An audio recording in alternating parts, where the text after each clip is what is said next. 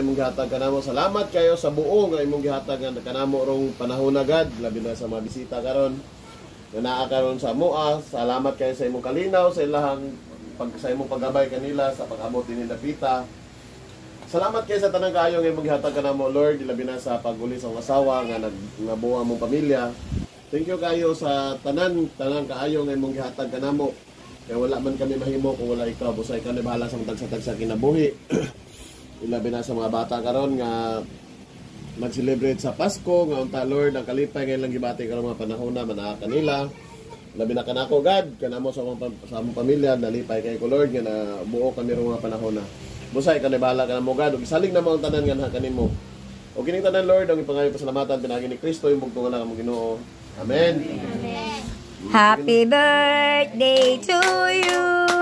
Happy birthday to you.